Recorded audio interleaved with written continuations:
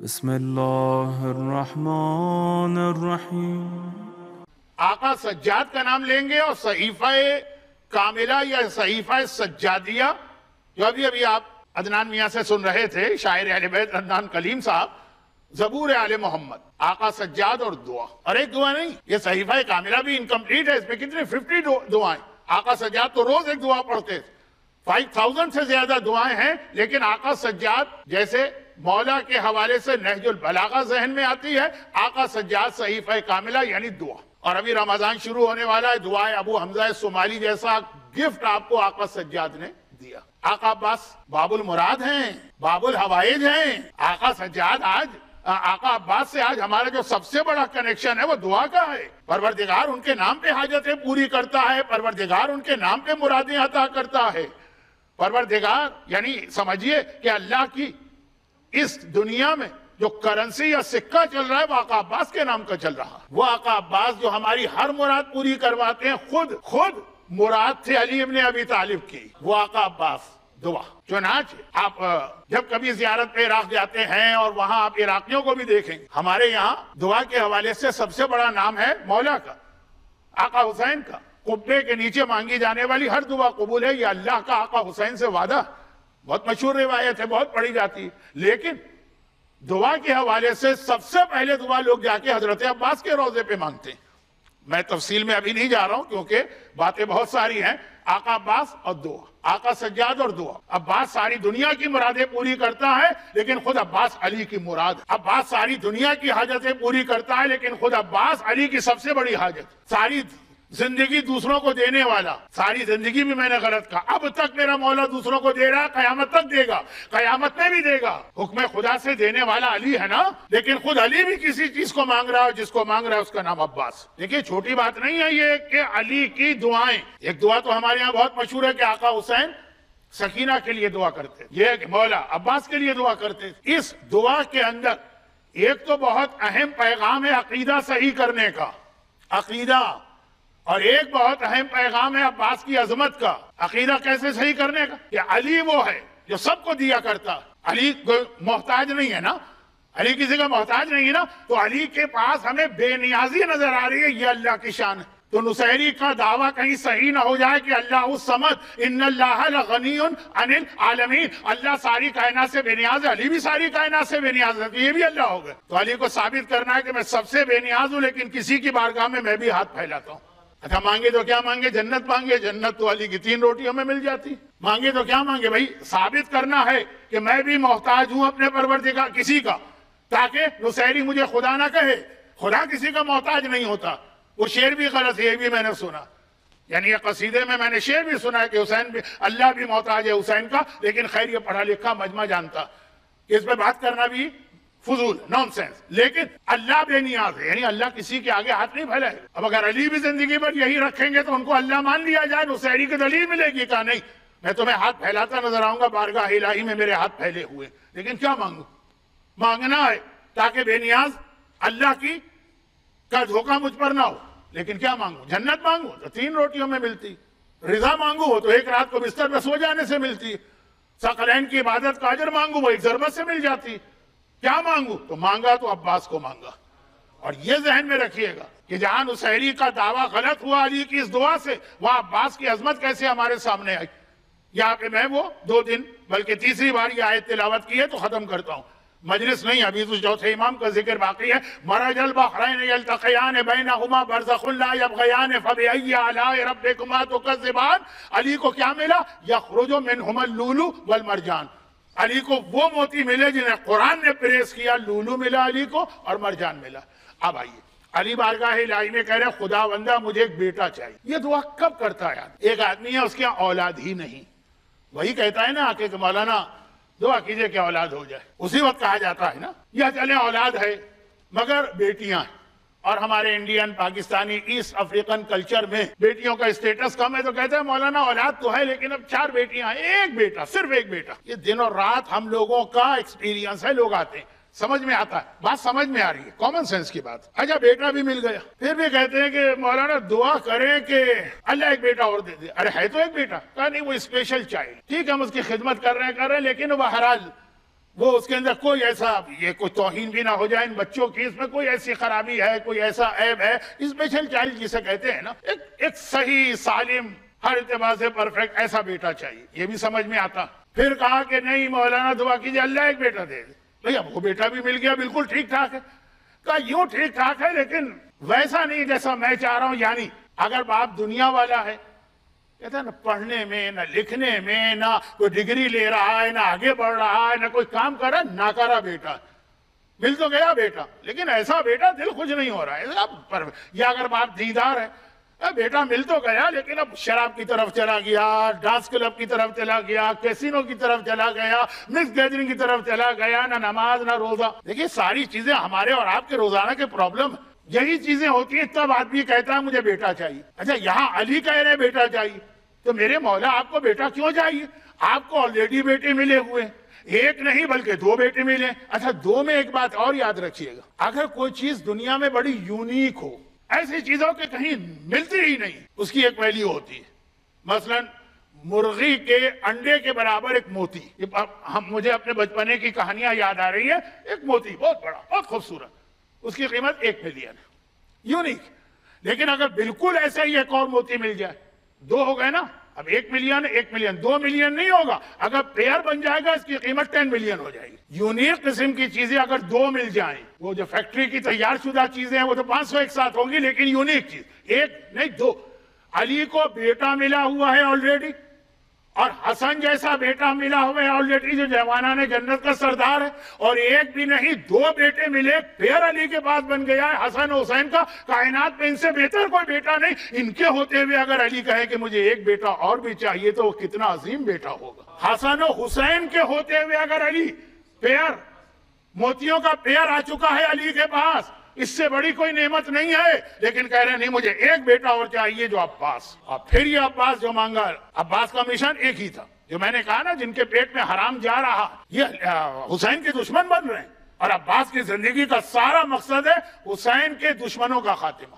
اب آئیے اسی سے ایک بات کہہ کے پھر میں چوتھے امام پہ آتا ہوں، عباس، اور یہ ہر اعتبار سے علی کی کاپی، ہر اعتبار سے علی کی شبیہ۔ مگر ایک ہی بات واضح کر دوں، عباس کا ایک لقب ہے بہت اہم لقب، قمر بنی ہاشم، یہ معمولی لقب نہیں۔ اچھا ایک جوک نما چیز آپ کو پہلے بتا دوں پھر اپنے موضوع پر آتا ہوں۔ مارکیٹ میں کمپٹیشن ہوتا ہے نا جب دکانیں کھلتی ہیں، یعنی شاپس، اب کسی چیز کی دکان کھلی، مثلا فرض کیجئے کہ کوئی ہوٹل کھولا، اس پہ لکھا گیا کہ آسٹریلیا کا سب سے اچھا ہوٹل۔ دوسرے صاحب نے اس کے مقابلے میں ایک شاپ کھولی ہے، ریسٹورانٹ کھولا، اس سے بھی آگے نکلنا، اس کے بالکل سامنے انہوں نے کہا کہ دنیا کا سب سے اچھا ہوٹل، یہ پہلے سے ایک درجہ آگے بڑھ گیا نا۔ تیسرے صاحب نے ایسے ایک ہوٹل کھولا، انہوں نے اپنے ہوٹل کے سامنے لکھا اس بازار کا سب سے اچھا ہوٹل۔ اب یہ بتائیے ان تینوں میں سب سے اچھا کون سا ہے؟ جس نے کہا دنیا میں، جس نے کہا کہ آسٹریلیا میں نہیں، جس نے کہا اس بازار میں۔ اس بازار میں آلریڈی 2 ہوٹل کھلے، جب آپ نے کہا اس بازار کا سب سے اچھا ہوٹل یہ، تو خود بخود یہ ہے کہ ان 2 سے اچھا ہو گیا۔ قمر بنی ہاشم، کائنات کا سب سے بہترین خاندان بنی ہاشم کا خاندان ہے۔ جب آپ نے کہہ دیا یہ بنی ہاشم کا چاند ہے، کہنے کی ضرورت نہیں ہے کہ قمر ہے ساری دنیا کا، قمر ہے ساری کائنات کا، خالی قمر بنی ہاشم۔ اچھا قمر کسے کہتے ہیں؟ میں وقت نہیں ہے، میرے ہاتھ پاؤں پھول رہے ہیں۔ قمر کسے کہتے ہیں؟ مختصر بات، قمر ٹائٹل ہے مولا کائنات کا امام علی کا، اور وہ ٹائٹل جو قرآن میں آیا، بسم اللہ الرحمن الرحیم، والشمس اذا ضحاها والشمس وضحاها والقمر اذا تلاها۔ سورج کی قسم جب وہ چمکا، اور چاند کی قسم جب وہ سورج کے بعد آیا۔ ہر مومن کو پتا ہے کہ پہلی آیت مراد رسول، سورج کی قسم یعنی قسم ہے رسالت کے سورج کی جو چمکا، اور قمر سے مراد ہے قمر امامت، اور قسم ہے امامت کے اس چاند کی جو سورج کے بعد آ رہا ہے۔ قرآن نے کہا علی قمر ہیں، اور ساری دنیا نے کہا کہ عباس بنی ہاشم کے قمر ہیں۔ اتنا یہ علی سے مشابہ اور میچ ہے، اتنا زیادہ۔ لیکن عباس باب المراد اور باب الحوائج بن گئے۔ مولا مشکل کشاں یہ باب المراد، یعنی ان کے دروازے پہ ہر مراد پوری ہے۔ اس میں ایک بہت اہم پیغام آپ کے لیے ہے، اور پھر تھوڑا سا وقت بچے گا چوتھے امام کے حالات۔ کیا پیغام ہے؟ دیکھیں خدا کا ایک طریقہ ہے، خدا کسی کا ادھار نہیں رکھتا۔ جو خدا کے لیے کام کرے گا خدا جو ہے وہ فوراً حساب کتاب چکتا کر دیتا ہے۔ ذرا سی بھونڈی سی اردو ہو گئی، ادھار کسی کا نہیں رکھتا ہے خدا، احسان کسی کا نہیں رکھتا ہے خدا۔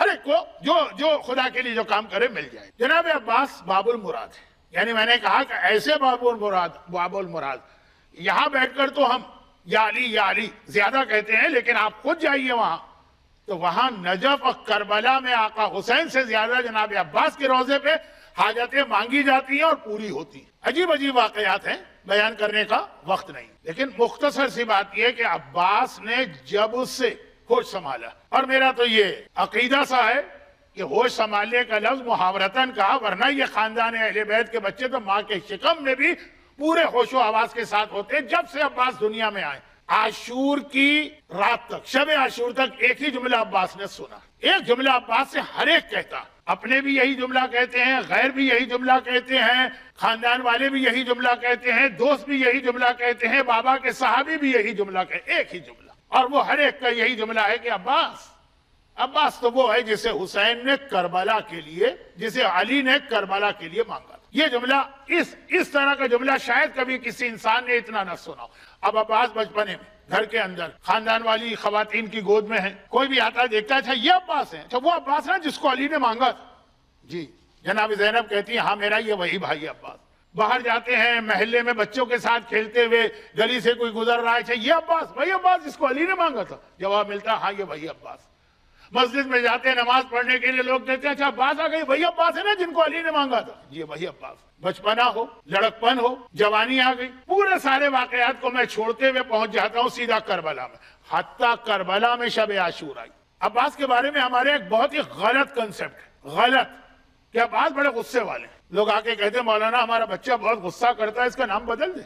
اتفاق سے آج جو دو شخصیتوں کی بات ہے، دونوں کے لیے لوگ سوال کرتے ہیں. یہ مثال نہیں دے رہا ہوں، یہ واقعاً سوال کیے جاتے ہیں. غصہ بہت ہے، نام بدل دے. کیا نام ہے؟ عباس.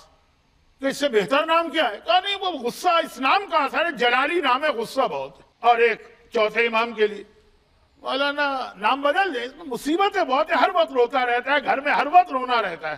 کیا نام ہے؟ کہا مثلا زین العابدین یا سجاد. تصور ہی یہ ہے کہ معصومین کے یہ والے نام بچے کی زندگی کو خراب کرتے ہیں، نعوذ باللہ. خود دیکھ رہے ہیں آپ، ٹائم تو ہے نہیں. عباس جو ہمارے ہاں غصہ مشہور ہو گیا وہ نہیں. آقا حسین نے شب عاشور عمر سعد سے ڈائلاگ کے لیے یا مذاکرات کے لیے کس کو بھیجا تھا؟ عباس کو بھیجا تھا. دشمن کے ایسے ظالم اور حسین کے اور علی کے مخالف سے بات چیت کرنے کے لیے کسی بہت ہی کول مائنڈڈ کو بھیجا جاتا. میدان جنگ کے مذاکرات میں بہت ہی کول مائنڈڈ، سوبر لوگ، ایجنٹ لوگ بھیجے جاتے ہیں. غصے والے لوگ نہیں بھیجے جاتے، جوان نہیں بھیجے جاتے. جوان ہے، ان کا خون ہے، جوش کھا جائے گا. حسین نے کس کو بھیجا جناب عمر سعد سے بات چیت کے لیے؟ جناب حبیب ابن مظاہر کے ساتھ عباس کو بھیجا. تم جاؤ جا کے عمر سعد سے بات کرو. اور اسی میں ایک ضمنی بات ہے جس کا ٹائم اب نہیں رہا، عباس کا علم بھی ایسا. یہ جو ڈپلومیسی کے لیے جس کو بھیجا جاتا ہے نا، بہت ہی ہوشیار اور صحیح آدمی ہونا چاہیے. وہ کون تھا ہمارے بچپنے میں؟ ہنری کیسنگر ایک بہت مشہور ہو گیا. یہ ہرکس و ناکس کی بات نہیں ہے. تو عباس علم بھی اتنا ہے، لیکن اب وہ وقت نہیں ہے اس کو بیان کرنے کا. بھیجا عباس گئے، عمر سعد سے بات کی. اتنا سخت دشمن حسین ہے، لیکن عباس بہت ہی کول مائنڈڈ بات کی اور بات منوا کے آئے.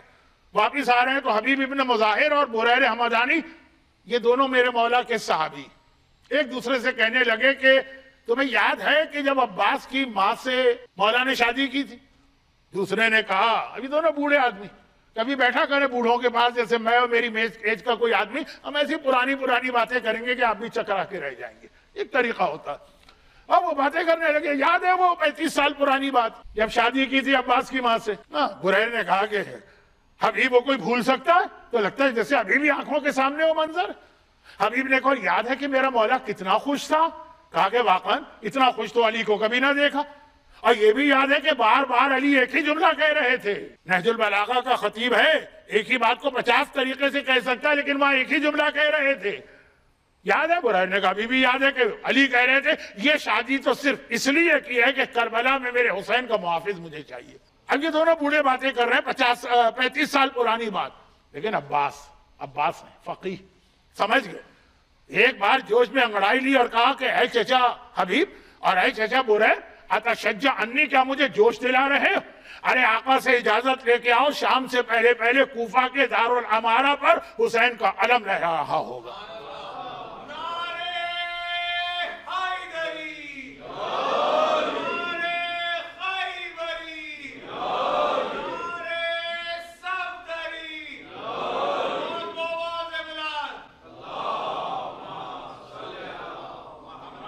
تو دیکھیے دنیا میں آنے سے لے کے شب عاشور جو آخری رات ہے زندگی کی، وہاں تک عباس نے یہی سنا کہ مجھے تو میرے بابا نے کربلا کے لیے مانگا تھا. اور عجیب بات یہ ہے کہ جب کربلا کا جہاد شروع ہوا سب کو اجازت ملی جہاد کرو، عباس ہی کو روک دیا تم جہاد نہیں کر سکتے. ارے مجھے تو مانگا گیا ہے کربلا کے لیے. علی اکبر کے لیے تو دعا نہیں مانگی گئی تھی کہ کربلا کے لیے اکبر چاہیے. قاسم کے لیے تو یہ دعا نہیں مانگی گئی تھی. اولاد مسلم کے لیے تو دعا نہیں تھی. ان سب کو اجازت مل رہی ہے، اور جس کو مانگا ہی کربلا کے لیے گیا اسی کو اجازت نہیں دی گئی. تو عباس نے کیا کیا؟ عباس وہ جملہ بھی کہہ سکتے تھے جو ہمارے ہاں بعض اخباری لوگ کبھی کہہ دیتے ہیں، یا جو اخباری بھی نہیں ہے اصولی بھی نہیں، کہ جی ہم تو بچپنے سے ایک چیز سنتے چلے آ رہے ہیں، ہم نہیں مانتے یہ آج کے فتوے. یہ سنتا کئی دفعہ آپ نے سنا ہوگا نا. عباس کیا کہہ سکتے ہیں؟ عباس کہہ سکتے ہیں کہ آقا حسین آپ اپنی جگہ، لیکن میرا مولا تو آپ سے بھی زیادہ افضل ہے، کیونکہ وہ آپ کا بھی سردار. الحسن والحسین سیدہ شباب اہل الجنہ و ابوہما خیر منہما، علی تو ان سے بھی افضل ہے. تو میں نے تو بابا سے سنا کہ میں کربلا کے لیے مانگا گیا ہوں. نعوذ باللہ ایک لفظ کہہ رہا ہوں انگریزی کا شاید صحیح نہ ہو، جو آپ کو بھی سپر سیڈ کرتا ہے، اس علی سے میں نے سنا. چھوٹے لفظ میں کہہ رہا ہوں، لفظ سمجھ میں نہیں آ رہا ہے. پاکستان کی مثال ہوتی تو میں کہہ دیتا گریڈ 20 کا آدمی ایک بات کہہ رہا ہے، گریڈ 21 کا آدمی اسی ڈپارٹمنٹ کا دوسری بات کہہ رہا ہے، تو جو بڑا ہے اس کی بات مانیں گے. اب آپ کہہ سکتے ہیں کہ آقا حسین آپ روک رہے ہیں، لیکن میں نے بابا سے خود سنا، کسی اور کے ذریعے نہیں کہ روایت ضعیف ہوگی، راوی پتہ نہیں بھول گیا ہو. لیکن نہیں، عباس نے کہا نہیں، وہ بھی امام، میں بھی، یہ بھی امام. وہ اس وقت کے امام تھے، اس وقت کے امام یہ ہیں. اس وقت یہ جو حکم دیں گے اس کو ماننا پڑے گا، چاہے اس کی وجہ سے علی کا حکم بظاہر نظر انداز ہو رہا ہو. اب یہ تو اجتہاد کی طرف جاؤں تو بات الگ ہو جائے گی، وہاں میں نہیں جا رہا ہوں. عباس نے بتایا کہ حسین کون ہے؟ حسین خود علی ہیں. آج کا علی حسین ہے. گویا علی ہی پہلے ایک بات کہہ رہے ہیں، علی آج دوسری بات کہہ رہے ہیں، تو دوسری بات مانی جائے گی. عباس نے کہا ٹھیک ہے، جو ساری زندگی کی میری تمنا، میں حکم خدا پہ قربان کر رہا ہوں. حکم خدا کہاں سے آ گیا؟ حسین جو کہیں گے وہ خدا کہہ رہا ہے. حسین جو امام وقت کہتا ہے نا، وہ گویا خدا کہہ رہا ہے. خدا کے حکم پہ اپنی سب سے بڑی دعا قربان کر رہا ہوں. اللہ نے کہا بس عباس، تم نے میرے نام پر اپنی ایک مراد قربان کی ہے، اب قیامت تک تمہارے نام پہ جو مراد لینے آئے گا میں اس کی ہر مراد پوری کروں گا. تم نے میرے نام پر ایک حاجت چھوڑی ہے، تمہارے نام پہ جو حاجت سے طلب کرے گا میں اس کی حاجت پوری کروں گا. تم نے میری وجہ سے ایک دعا کو اس وقت چھوڑ دیا ہے، تمہارے نام پہ جو دعا مانگے گا قیامت تک اس کی دعائیں میں قبول کروں گا. باب المراد، باب الحوائج، اس میں ایک میسج ہمارے لیے بھی. اللہ کے لیے کوئی قربانی دے کے دیکھیں پھر اللہ آپ کو کتنا دیتا. حجاب کے مسئلہ قربانی چاہتا ہے، نمازیں قربانی چاہتا ہے، حرام چھوڑنا قربانی چاہتا ہے. اپنی کمیونٹی کے کچھ لوگوں کو میں جانتا ہوں شراب ترک کرنا قربانی چاہتا ہے، میوزک محفل کو چھوڑنا قربانی چاہتا ہے. ارے کوئی قربانی اللہ کے لیے دیجئے، پھر دیکھیے اللہ آپ کی حاجتیں کتنے جلدی قبول کرتا. وہ اصول وہی، لیکن اس میں خاص طور پر ایک بات وہ یہ کہ عباس کے نام پہ ہر حاجت قبول کو. کیا عباس حکم خدا پر خود اپنی دعائیں چھوڑ دی. کیا دعا ہے؟ کہ میں آقا حسین کا ساتھ دوں، میں آقا کی طرف سے تلوار چلاؤں، چھوڑ دوں. مگر اس کے باوجود ایک غم عباس کو جو ہے وہ چین نہیں لینے دیتا. یہ لفظ اچھا نہیں ہے امام کے لیے، اور وہ ہے زینب کی بے پردگی. باقی سارا امتحان عباس نے دیا، کہیں بے چین نظر آئے، نوکے نیزہ پہ سر کیوں نہیں ٹھہر سکا. ہر قربانی دینے کو عباس تیار ہے، مگر زینب بے مقنا و چادر کے ہیں. حکم خدا سے عباس مجبور تو ہے، لیکن یہ منظر دیکھ بھی نہیں سکتا ہے. آقا حسین کا سر نوکے نیزہ پہ رک گیا، عباس کا سر گرا. ٹھیک، خالی اتنی بات نہیں. ابھی شاعر اہل بیت محترم عدنان کلیم صاحب اپنے دادا کا مرحوم نسیم امروی صاحب کا کلام پڑھ رہے تھے آقا سجاد کے حوالے سے. اس میں ایک جملہ تھا کہ حسین نے کربلا میں اتنا بڑا جہاد کیا، لیکن وہ ایک 72 کے لشکر کے ساتھ تھے. سجاد اکیلا تھا جس نے یہ جہاد کیا. کوفہ و شام کے بازار دربار سارے مرالے خواتین ہیں، مردوں میں اکیلے سجاد. مگر سجاد کو بھی اس اکیلے جہاد میں اگر کوئی یاد آتا ہے تو عباس یاد آتا ہے. مشکل ترین منزلیں جو پیش آتی ہیں، سجاد اتنا بڑا امتحان دیا کہ اس کائنات میں کسی نبی کسی امام نے نہیں دیا امتحان. کہیں پہ آپ کو سجاد کے صبر میں کمی نظر نہیں آئے گی، سجاد کی استقامت میں کمی نظر نہیں آئے گی. معذرت کے ساتھ آپ سے نہیں معذرت، میں آقا سجاد سے معذرت طلب کر رہا ہوں، یا وقت نہیں ہے میں بہت جلدی بات ختم کر رہا ہوں. لیکن اس پورے عرصے سجاد کو توہین کا جملہ مت سمجھیے گا.